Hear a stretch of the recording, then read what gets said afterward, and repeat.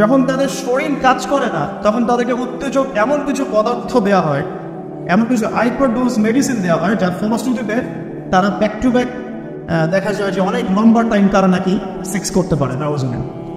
এখন পর্নোগ্রাফির সাথে পরিচিত না এমন হাজারে একজন ব্যক্তি খুঁজে পাওয়া যাবে না। ঠিক আছে, বাংলাদেশের পরিসংখ্যান বলছে যে বাংলাদেশের স্কুল পড়ুয়া প্রায় 77% ছেলে মেয়ে পর্ন দেখে। এটা আবার কথা নয়, বা আপনি গুগল করেন এবং দিন দিন মেয়েদের পর্ন দেখার প্রবণতা বাড়ছে, এটা লেখা আছে। শুধু তাই নয়, ওই 1896 সালের দিকে তারা যখন পর্নোগ্রাফি ছড়িয়ে দেয়, মাত্র 7 মিনিটের একটা ভিডিও তারা প্রকাশ করছে এবং তার নামও তারা দিয়েছিল, আমার নামটা ঠিক খেয়াল নাই। আর আমি এগুলো ফিল্মস দেখিনি, আমি গুগলের নামটা দেখেছি কি নাম ছিল। তো তখন থেকে নিয়ে এই পর্যন্ত এই যে নীল সংস্কৃতি চালু করে দেয়া, এটা শুধু পশ্চিমবঙ্গের মধ্যে সীমাবদ্ধ থাকে নাই, পুরো বিশ্বের মধ্যে ছড়িয়ে দেওয়া হচ্ছে। এবং আপনি পরিসংখ্যান দেখবেন যে এই নীল সংস্কৃতিতে সবচাইতে বেশি যারা পারদর্শী তারা হচ্ছে মার্কিন যুক্তরাষ্ট্র। এবং এই ব্লু ফিল্মস পুরো বিশ্বে একটা ইন্ডাস্ট্রি চালু করেছে, এর নাম হচ্ছে পর্ন ইন্ডাস্ট্রি। ঠিক আছে, এবং আপনি এবার শুনলে অবাক হবেন যে এই পর্ন ইন্ডাস্ট্রি প্রতি বছরে $97 বিলিয়ন ব্যবসা করে। $97 বিলিয়ন ব্যবসা করে পর্ন ইন্ডাস্ট্রি সারা ওয়ার্ল্ডে। 1 বিলিয়ন সমান কত? 100 কোটি। 1 বিলিয়ন সমান 100 কোটি। 100 কোটি ডলার টাকা দিয়ে হিসাব করে দেখেন কত টাকা হয়। $97 বিলিয়ন ব্যবসা হয় প্রতি বছর এই পর্ন ইন্ডাস্ট্রির মধ্য দিয়ে। এবং এই ইন্ডাস্ট্রির ফিল্মসগুলো হলিউড বলিউডের চেয়ে বেশি শ্যুট করা হয়। এবং আমেরিকার লস অ্যাঞ্জেলেস নামক একটা জায়গা আছে না, এটাকে বলা হয় পর্নের স্বর্গরাজ্য। মানে এখানেই সব পর্নের শুটিংগুলো আগে হতো। একটা পর্যায় থেকে সেখান থেকে সরিয়ে ক্যালিফোর্নিয়ায় নিয়ে আসা হয়েছে। কখন সরানো হয়েছে? যখন সেখানকার প্রশাসন একটা আইন জারি করল। কি আইন জারি করলো? যে এখানে শুটিং করতে হবে, বাধ্যতামূলক পর্নোগ্রাফি ব্যবহার করতে হবে। তো তারা এটা ব্যবহার করার পক্ষপাতী না, তখন ওখান থেকে ইন্ডাস্ট্রি সরিয়ে ক্যালিফোর্নিয়ার দিকে নিয়ে যাওয়া হয়েছে। তো শুধু আমেরিকায় প্রতি বছর 10 থেকে 12 বিলিয়ন ডলারের ব্যবসা করে এখানে। দ্বিতীয় স্থানে আছে ইউরোপের কান্ট্রি ব্রিটেন, তারপরে আছে সাউথ আফ্রিকা, তারপরে অন্যান্য কান্ট্রি জার্মানি, এদিকে আপনার সুইডেন, ফিনল্যান্ড, আমাদের উপমহাদেশের অনেক কান্ট্রিও আছে। ঠিক আছে, তো এই যে নীল সংস্কৃতি সারা ওয়ার্ল্ডে তারা ছড়িয়ে দিল, এখান থেকে আমি একটা নাম চুজ করেছি আর কি, যে নীল দর্পণ। আমি কিন্তু লেকচারে এখানে যাইনি, জাস্ট ইন্ট্রোডাক্টরি কিছু কথা বলা হবে যে নীল দর্পণ নামটা আমি কেন দিয়েছি এই কারণে। তো মূল লেকচারে যাওয়ার আগে আমি আপনাকে একটা পরিসংখ্যান দেখাই। তার আগে বলে দেই যে এর ফলশ্রুতিতে শুধু যে ধর্ষণ বেড়েছে এমনটা নয়, বরং সমকামিতাও বেড়েছে। এখনকার পরিসংখ্যান বলছে মার্কিন যুক্তরাষ্ট্রের 52% মানুষ মনে করে যে সমকামিতাকে স্বীকৃতি দেওয়া উচিত, এবং 41% মানুষ মনে করে দেওয়ার দরকার নেই। কিন্তু আইনত এটা লিগ্যালাইজড, এটা ওদের বাক স্বাধীনতা। এটা কানাডা অনেক আগেই করেছে, ব্রিটেনেও আছে, অস্ট্রেলিয়াও স্বীকৃতি দিয়েছে। এবং দিন দিন আস্তে আস্তে আমাদের ভারত থেকে শুরু করে আমাদের দেশে পর্যন্ত এগুলোর বিস্তার বেড়ে গেছে। এবং তারা এখন সংগঠন তৈরি করেছে, তাদের ফ্ল্যাগ আছে, তারা অধিকারের কথা বলে, তারা স্বীকৃতি চায়। এবং পর্ন সম্পর্কে পড়তে গিয়ে আমি দেখলাম যে নর্মালি পর্নের যে ভিডিওগুলো হয় এগুলো হচ্ছে চলচ্চিত্রের মতো, জাস্ট যেমন একটা নায়ক নায়িকা শুটিং করে, গায়ক গায়িকা যেমন শুটিং করে, ঠিক এরকম করেই ফিল্মস শ্যুট করা হয়। আপনি যখন এটা সার্চ করবেন দেখবেন পর্ন ইন্ডাস্ট্রি থেকে বের হয়ে আসা কিছু ওদের কথা মতো পর্ন স্টার তারা সাক্ষাৎকার দিয়েছে যে এই জগৎটার সম্পূর্ণটাই হচ্ছে মিথ্যা এবং ফেক, যা দেখানো হয় এটা টোটালি ফেক। এবং কোনো কোনো ক্ষেত্রে তাদেরকে বাধ্য করে জালের মধ্যে ফেলে এই ইন্ডাস্ট্রির মধ্যে অনুপ্রবেশ করানো হয়, যেখানে ওদের কোনো ইচ্ছাও থাকে। একবার জড়িয়ে গেলে কোনো মেয়ে সেখান থেকে আর বের হতে পারে না। শুধু তাই নয়, যখন তাদের শরীর কাজ করে না তখন তাদেরকে উত্তেজক এমন কিছু পদার্থ দেওয়া হয়, এমন কিছু হাইপারডোজ মেডিসিন দেওয়া হয় যার ফলশ্রুতিতে তারা ব্যাক টু ব্যাক দেখা যায় যে অনেক লম্বা টাইম তারা নাকি সেক্স করতে পারে না। তো এগুলো তাদেরই কথা, এটাতে আসক্ত নয় এমন মানুষ খুঁজে পাওয়া দুষ্কর। বাংলাদেশের রিপোর্ট বলছে যে বাংলাদেশে এখনকার ইয়াং জেনারেশনের মধ্যে 92% পর্ন দেখে। কত পার্সেন্ট? 92%। এবং পর্ন যে ওয়েবসাইটগুলো আছে এগুলো এত বেশি শক্তিশালী, এগুলোকে হ্যাক পর্যন্ত করা সম্ভব নয়। 2014 সালে বাংলাদেশের গভর্নমেন্ট যে ছিল, আমি জানি না, আমি আসলে এইদিকে পলিটিক্সের খবর খুব একটা রাখি না, তারা 244টা পর্ন সাইটকে বন্ধ করে দিয়েছে। কিন্তু এমন একটা অ্যাক্সেস তারপরেও চালু ছিল যে অন্য থ্রু দিয়ে এগুলোতে ভিজিট করা যেত। সবচেয়ে বেশি পর্ন সাইট যেগুলোতে ভিজিট করা হয় তার মধ্যে এই সাবকন্টিনেন্ট বা ভারতবর্ষ অন্যতম। ঠিক আছে, তো এগুলোর ফলশ্রুতিতে শুধু ধর্ষণ বেড়েছে এমন নয়, বরং সমকামিতাও বেড়েছে। এবং দেখা যাচ্ছে যে এখন প্রতি 10 জন মানুষের মধ্যে একজন নাকি, এটা রিপোর্ট, প্রতি 10 জনের মধ্যে নাকি একজন বিপরীত লিঙ্গের দিকে নয় বরং স্বলিঙ্গের দিকে আকর্ষিত হচ্ছে। এবং এই মহামারীগুলো দিন দিন বাড়ছে। আমি যখন লেকচার শেষ করবো তখন আপনাকে আমি কিছু হাদিস শোনাবো নবী সাল্লাল্লাহু আলাইহি ওয়াসাল্লামের এইটুক সম্পর্কে কিছু ভবিষ্যৎবাণী। তখন আপনি বিনোতে পারবেন ইনশাআল্লাহ যে আসলে নবী সাল্লাল্লাহু আলাইহি ওয়াসাল্লাম কোন যুক্ত সম্পর্কে সাথে বলছেন। তো মূল লেকচারে যাওয়ার আগে আমি আপনাদের কিছু পরিসংখ্যান শোনাচ্ছি। যে সভ্যতার কথা আমি আপনাদেরকে বললাম ওই সভ্যতার কিছু পরিসংখ্যান উল্লেখ করে আমি আপনাদেরকে লেকচারের সামনে দিকে দেবো ইনশাআল্লাহ।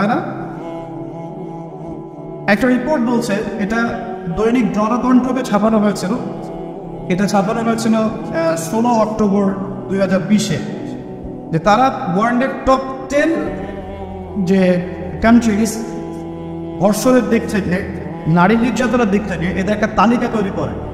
এবং এই তালিকায় একটু গেস করেন কোন দেশ টপে আছে? সবচেয়ে টপে আছে ইউএসএ।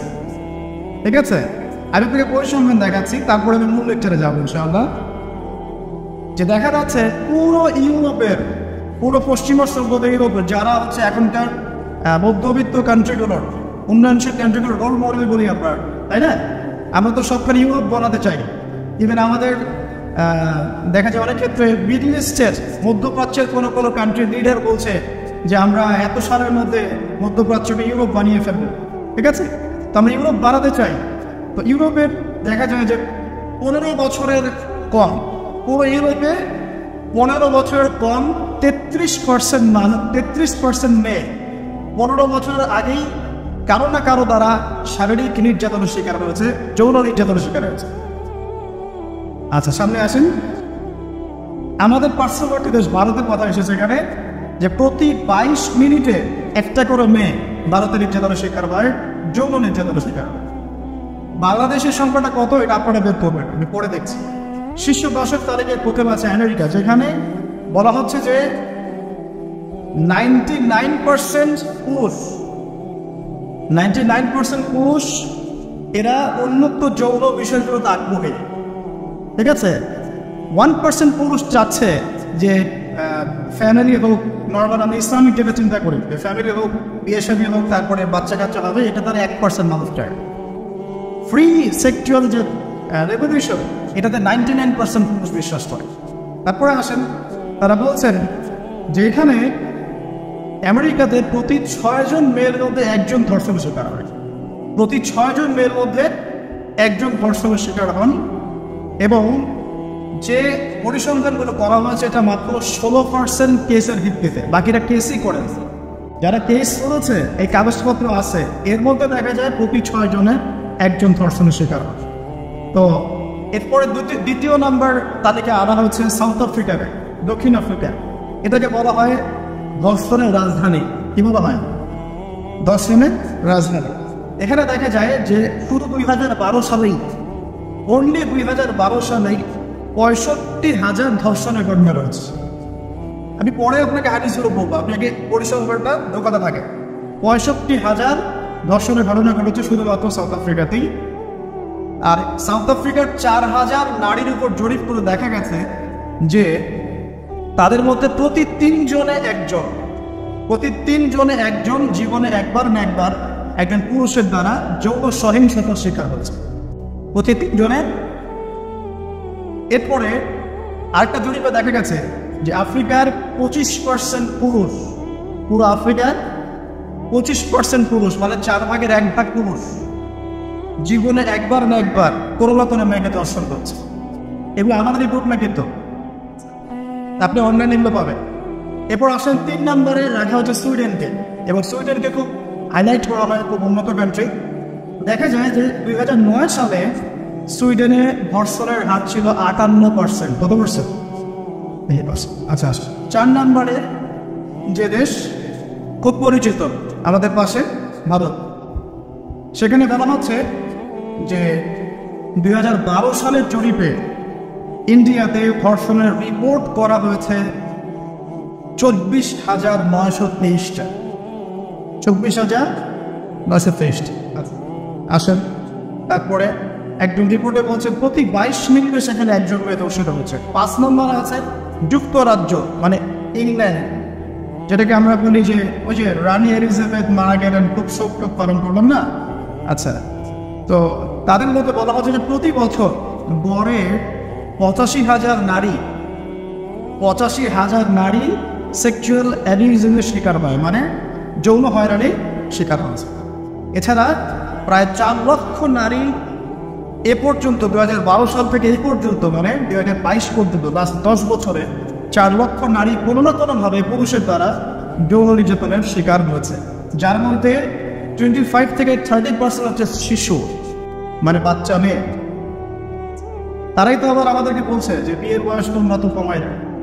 আচ্ছা, আসেন এবার আরো সামনে যাই। জার্মানির পরিসংখ্যান, জার্মানি হচ্ছে এখন 6 নম্বর।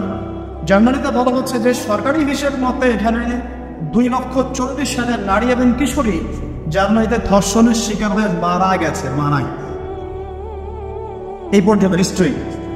তারপরে আরেকটা হিসাবে বলছেন যে প্রযুক্তিতে জার্মানি এগিয়ে আছে ঠিকই, তবে 65,07,394 জন নারী এই পর্যন্ত জার্মানিতে ধর্ষণের শিকার হয়েছে, পুলিশের নথিতে রিপোর্ট আছে। আসলে সামনে এটা গেল জার্মানির কথা। এরপর ফ্রান্সের সেম কথা, 75,000 নারী প্রতি বছর ধর্ষণের শিকার হচ্ছে, যাদের মধ্যে 10% হচ্ছে শিশু। এবং কানাডার কথা এখানে আছে, কানাডা লিস্টের মধ্যে হচ্ছে 8 নম্বরে, যেখানে বলা হচ্ছে এই পর্যন্ত 25,16,918 জন রিপোর্ট হয়েছে। এবং বলতে থাকে সে সব না। 9 নম্বর আছে শ্রীলঙ্কা, এবং 10 নম্বরে আছে ইথিওপিয়া। এই হলো 10টা দেশের তালিকা। আলহামদুলিল্লাহ এখানে বাংলাদেশের নাম নাই। শুধু তাই না, বাংলাদেশ না এই টপ 10-এর মধ্যে কোনো মুসলিম কান্ট্রির নাম নাই। ঠিক আছে, তো এরপরেও তারা দেখবেন বোরখা, হিজাব, নারীর স্বাধীনতা, নারীকে লুকিয়ে রাখছো, হ্যাঁ তোমরা পোশাক নিয়ে বেশি কথা বলো, বাড়াবে, এই কথাগুলো ওরাই এদেরকে শিখায়। আমাদের আগ পর্যন্ত পৃথিবীর ইতিহাসে দাজ্জালের চেয়ে বড় কোনো ফিতনা আসে নাই, আসবেও না। এই সূরা আপনাকে সেই ফিতনা থেকে বাঁচাবে। নবীজি এমনভাবে বলেছেন, কোন মুমিন ব্যক্তি যদি তাকে পেয়ে যায়, মানে দাজ্জালের যুগটা পেয়ে যায়, সে যেন তার সাথে মোলাকাত করার আকাঙ্ক্ষাও পোষণ না করে, কারণ এটা এমন একটা ফিতনা হবে যে ইমানদার মানুষের ইমান হরণ করে ফেলবে। এখন বলেন,